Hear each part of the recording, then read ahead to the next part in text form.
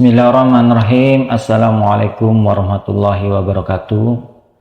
Segala puji hanya milik Allah Subhanahu wa Ta'ala, Tuhan yang Maha Pengasih dan Maha Penyayang, yang telah memberikan kita kesempatan untuk bertemu walaupun lewat tatap maya dalam rangka memperoleh ilmu-ilmu Allah yang begitu sangat luas.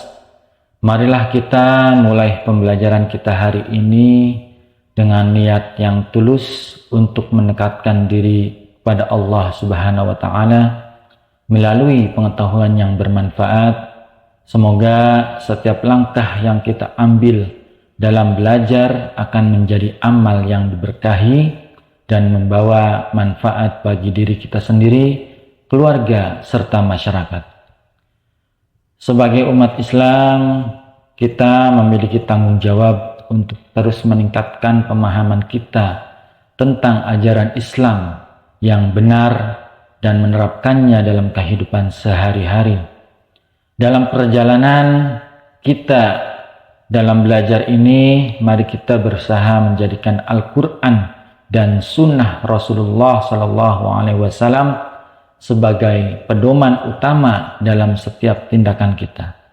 Selain itu, mari kita jadikan ruang belajar ini sebagai tempat saling menghormati, mendukung, dan menginspirasi satu sama lain, saling menguatkan dalam kebaikan, serta saling mengingatkan akan menjadi kunci dalam perjalanan kita mencari ridha Allah Subhanahu wa Ta'ala. Semoga Allah Subhanahu wa Ta'ala senantiasa membimbing langkah-langkah kita dalam menuntut ilmunya dan memberikan taufik kepada kita untuk menerapkan ajarannya dengan sebaik-baiknya dalam kehidupan sehari-hari. Amin amin ya rabbal alamin. Mari kita mulai pembelajaran kita dengan niat yang ikhlas dan semangat yang tinggi.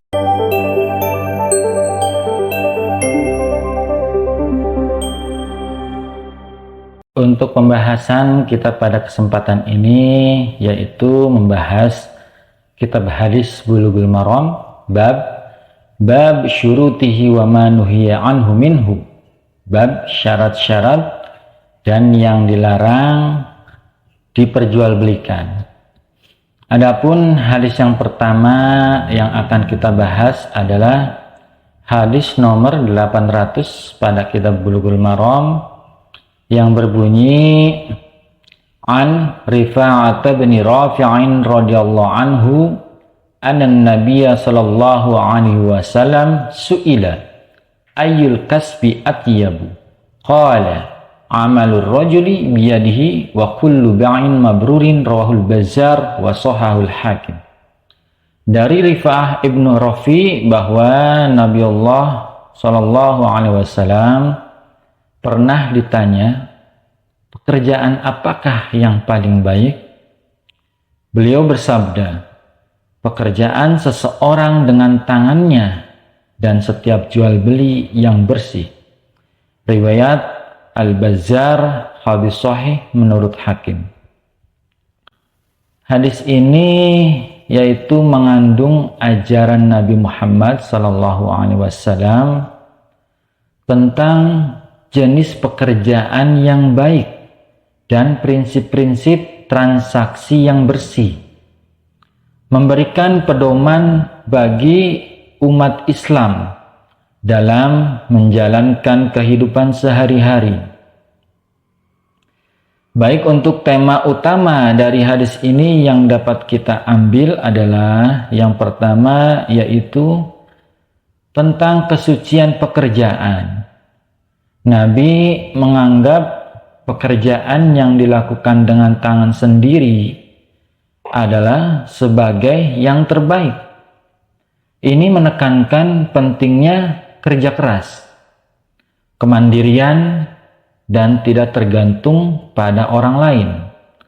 Adapun tema yang kedua yang dapat kita ambil adalah yaitu integritas dalam transaksi.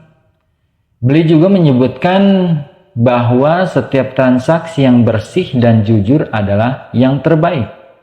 Ini menekankan pentingnya integritas, kejujuran, dan transparansi dalam urusan bisnis. Adapun pelajaran yang dapat kita petik dari hadis tersebut adalah yang pertama, yaitu makna kemandirian. Umat Islam diajarkan untuk tidak hanya mengandalkan orang lain dalam mencari nafkah, berusaha secara mandiri dan menggunakan keterampilan yang dimiliki adalah nilai yang diajarkan atau yang dianjurkan dalam hadis tersebut. Yang kedua yaitu etika bisnis. Transaksi yang jujur, adil, dan bersih adalah prinsip yang harus dipegang teguh dalam bisnis. Menjaga kejujuran dalam setiap transaksi adalah kunci utama dalam Islam. Adapun implikasi praktisnya adalah yang pertama, pekerjaan dan usaha. Mengembangkan keterampilan dan berusaha keras merupakan bagian integral dalam Islam. Menggunakan bakat dan kemampuan yang dimiliki untuk mencari nafkah adalah ibadah. Yang kedua yaitu etika dalam bisnis. Menjadi jujur, adil, dan bersih dalam transaksi bisnis merupakan prinsip yang harus diamalkan dalam kehidupan sehari-hari. Menghindari penipuan, manipulasi, ataupun transaksi yang tidak jelas adalah tuntutan agama.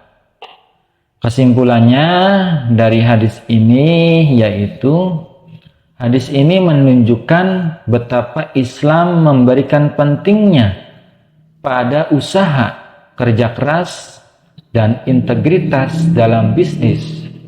Umat Islam diajarkan untuk menjadi mandiri dalam mencari nafkah, serta menjalankan bisnis dengan kejujuran dan kebersihan. Ini adalah pedoman yang kuat dalam menjalani kehidupan yang berlandaskan prinsip-prinsip Islam.